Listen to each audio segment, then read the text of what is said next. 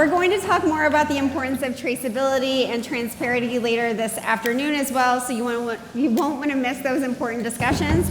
First, though, we have a chance to hear from an incredible group of speakers who are going to discuss local and regional food production in and around Austin. Please join me in welcoming your moderator for this panel, the wonderful food journalist, Erin Russell. Round of applause.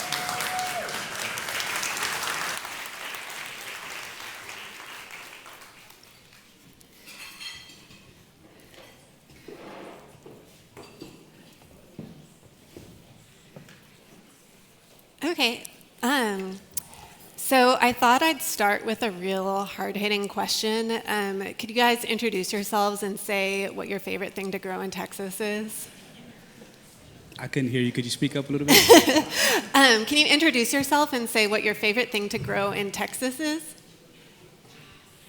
Well, actually, just to clarify, I'm chef, and I also happen to own a farm where my husband is the farmer, and I will have to speak for him and tell him, and say that his favorite thing is tomatoes to grow. It's like, where are your tomatoes at right now? This big or... Can everybody hear me good, like all the way in the back also? Yeah. Great. So my name is Larry Franklin. I'm the founder and executive director of a local nonprofit here in Austin by the name of Black Lives Veggies, the nonprofit. I'm also Boards and Commissions Food Policy, Boards and Commissions Joint Sustainability, and I'm very fortunate to be the co-chair of Austin-Travis County Food Plan. My favorite vegetable, I would say spinach. Pretty hardy, high in nutrition, literally can grow at any time of the year other than within a freeze. Oh, yeah. Hi, my name is Anamaría Gutierrez. Thank you. I'm a South Texas native, but I've been in Austin for almost 10 years, and I'm an urban farmer and an entrepreneur. I grow for a few restaurants in town called Suerte, Este, and Bartoti. I manage a third of an acre in East Austin.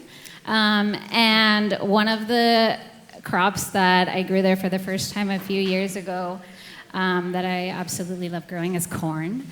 And I'm talking about ancestral corn, criollo corn, so corn for masa, for cornmeal.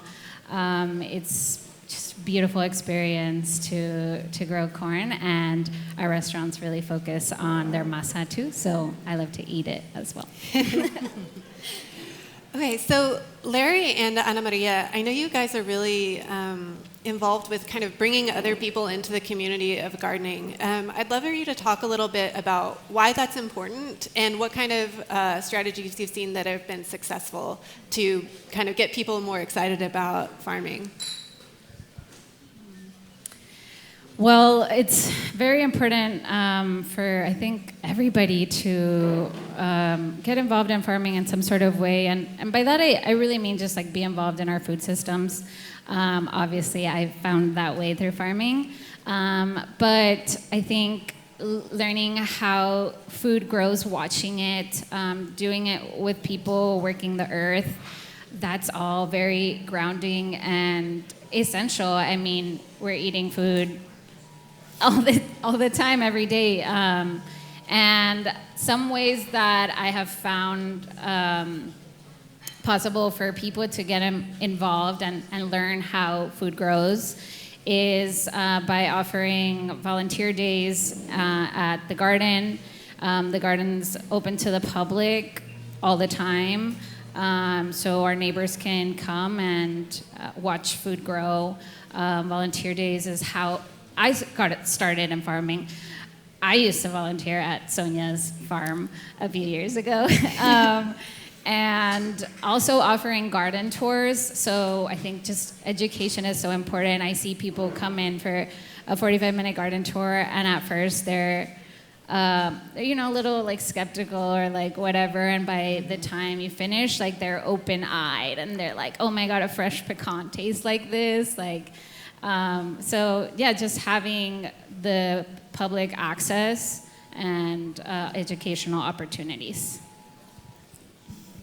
I think that it's important for people to experience growing their own food because we live in a systematic world. when you think about you going out and making a purchase, you know, there's a merchant system behind your purchase. We live in a systematic world, and as we all know, every system breaks down. Every system has its flaws. Proof of that is within Austin, Travis County, about 14% of our people that are black and brown are considered food insecure. That's a breakdown in that system.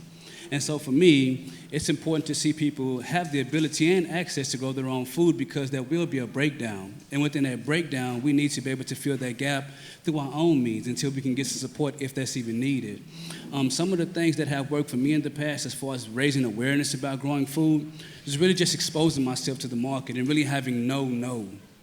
I mean, it beat me up, but I recognized that it was needed in order to like have something of a solution. You have to meet people where they're at. Everybody's financial income is different. So because somebody has less money than the other, you can't deny that individual of educating them on how to grow vegetables or building them a raised garden box that they will really appreciate. And that was one of my strategies, is just having no-nos. Yeah. And I think when we talked before this panel, one of the things I thought was really interesting was Sonya, I think it was you said your biggest competitor as a farmer is developers, or not as a farmer, but your husband's biggest competitor. And I was wondering if you could elaborate on that. I know the situation with Springdale Farm, but probably not everybody else is familiar. So I was wondering if you could talk a little bit about that. Yeah, absolutely. I'll be happy to. And in regards to what you're saying, I mean, we can't have a farm without land. And as everybody probably knows, is that the development of Austin is happening so quickly that we're losing so much farmland. So, I mean, and Springdale Farm is like the example of that. So basically in 2015, we went to the city council and we kind of had a vote happen where we changed some zoning, and we were zoned as an urban farm. Now, to us, we thought, oh, that means we're protected. Well, it wasn't. And the people who owned the farm, I don't know if Glenn and Paula they were in retirement, and they wanted to sell the property, and they sold it to a developer, and they ended up going bankrupt. And now the property that had 5 acres, and we were producing so much food at that time, is basically a giant hole in the ground. And we had to take the soil that was almost 100 years old, because it was a pecan grove for 100 years, and we physically moved it out of town to protect the soil. So I think that in order to protect the land, we need to write our local government and tell them that we want and need to protect our urban farms, because small farms, like small family farms everywhere, is how we're going to get out of the current system, in my opinion. So. And you know, as co-chair of the Austin Travis County Food Plan, I think that it's important to expose, you know, what's necessary. And one of the things that we recognize as a problem in terms of our city's growth, our city's growing in population. If our city's growing in population, that means we're going to need food to feed those people. And so one of the things that we're pushing for is like having a land trust to where farming land can be protected, and figuring out ways to just really practice regenerative practice of agriculture there. And it's not like a one-time shot. It's like this is a thing that lasts forever. Yeah.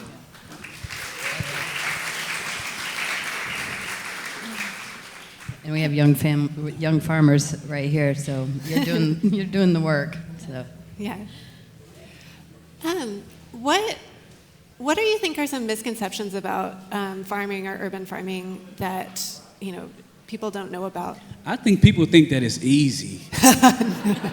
Like, you know, I could just imagine how somebody else feels, but as a black man, it's like, anybody could do that. No, you can't do this. Anybody can't do this. That's why you ain't done it. That's why you keep going to the grocery store.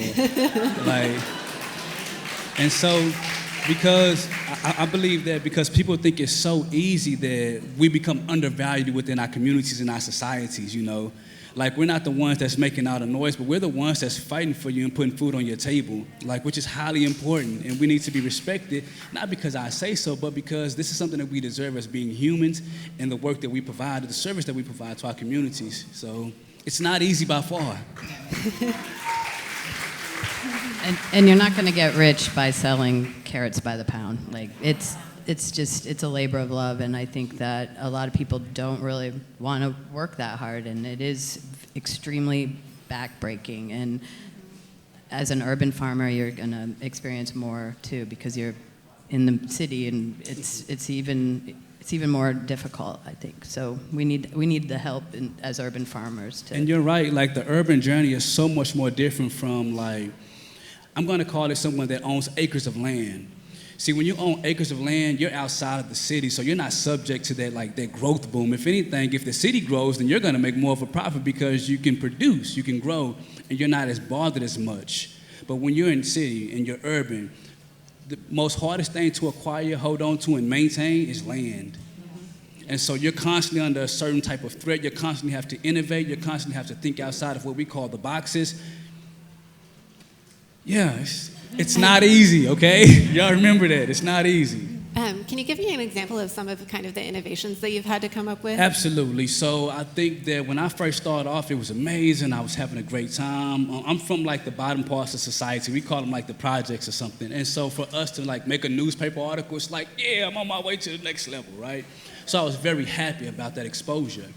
And it was like a 3-year run. But then we went through some zoning issues with the land that we were producing on.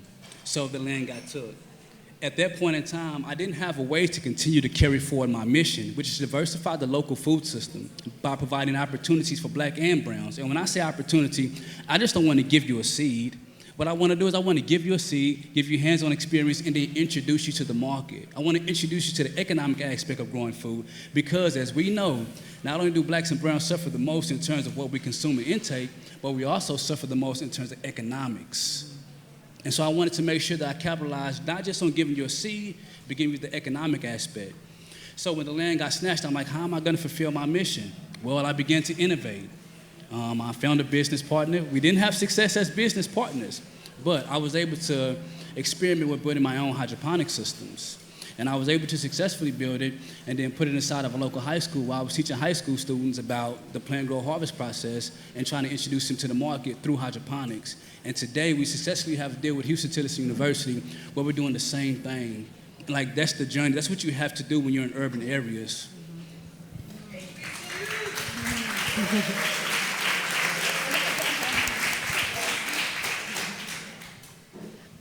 Yeah, if I can add to that, I think that's what we need. You know, we need diversity in the farming field and in the urban scene. We need to provide opportunities for education, but I think really importantly, we need to like build community with each other. And that's the thing about like urban farming is like we have the opportunity to be in neighborhoods, and it's very important to utilize that to connect and know who your neighbor is, and create future farmers and educate people on how hard this work is. You know, they'll come and volunteer for 3 hours and be like, oh, I'm sore. And that's very important, you know. But then they also like get to put a seed in the ground and 3 months later pull that carrot and smell the soil on it, you know. Yeah, let's keep doing it. Yeah, so it's interesting to me. I mean, again, I think y'all are heroes for what you do, because, you know, farming it's physically hard. You know, I'm sure it's psychologically hard if you're growing something, it just doesn't work out. And, you know, it's not a whole lot of guaranteed financial success, like you said. But what is it that, you know, kind of keeps you going? What gives you hope? What are you excited about? Like, yeah, what's good for you right now?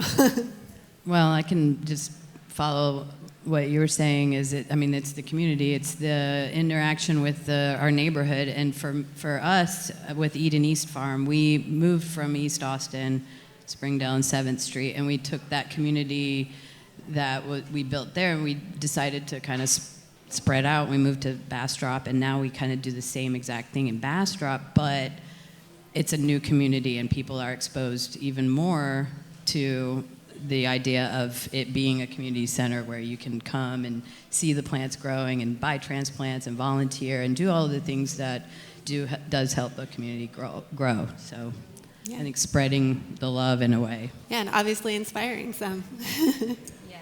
Yes, thank you.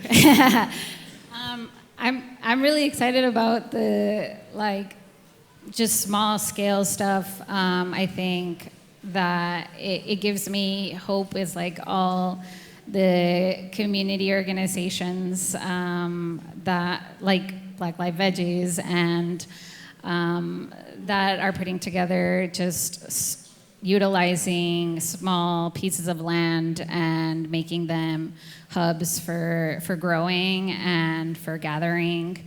I know that there's some farmer co-ops happening, like my friends at Hot Spell Farm, and it's people sharing land and doing it together.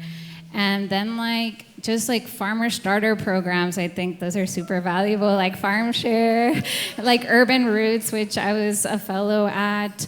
All those small ways that we can build relationships with each other. I think that's so meaningful, and I'm excited about it.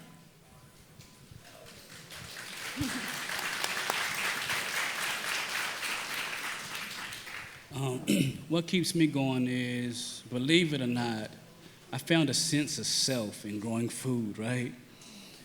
And then I remember some of my earlier moments where I got the opportunity to work with the youth that come from the same communities that I came from. And I remember the programs and opportunities that were available to me when I was a kid. And it was nothing like growing food. It was just strictly sports. And so when I exposed the kid to the planting process of a vegetable, and when I watched that kid take that vegetable out, the first thing that kid did was shared it with her sister. She immediately began to educate her sister. You can't, that's priceless. Ain't that what we want? One generation to teach the next about healthy practices. It's things like that that keep me going. It's being around people like you all, knowing that you all have an interest. We're not on the same level. Some of us are different positions, different fronts, but we're all here for one reason, and it's about food. And so when I get in the positions that I get in, things like this, I remember. And when times get hard, as they always do, things like this are just like me watching a kid take that carrot out the soil. It's impossible to forget, and that's my motivation. Yeah.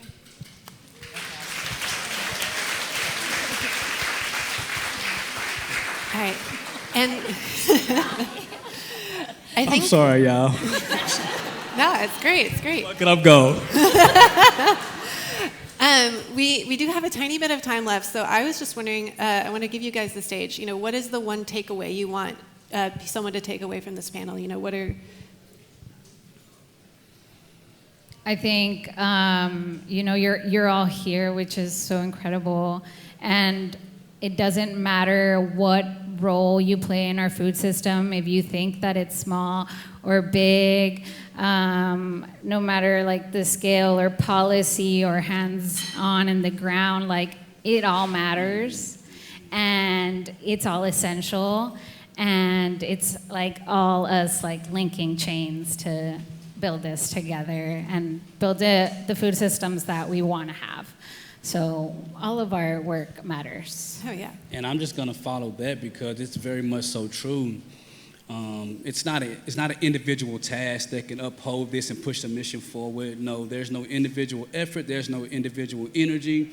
Even if you got a bunch of money, still you're gonna have to deal with somebody. Mm-hmm. And so with that being said, no matter the position that we may sit in today or tomorrow, I want us to continue to try to collaborate with one another to push the same marker forward, which I believe is that everybody should have access to local, healthy, fresh food, no matter what side you come from, what colors you're wearing.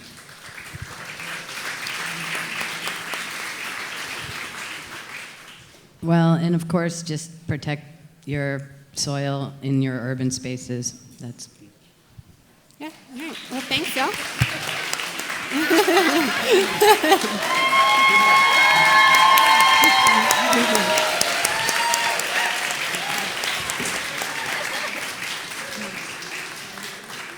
for this panel. They stood up more. Come on. Thank you so much.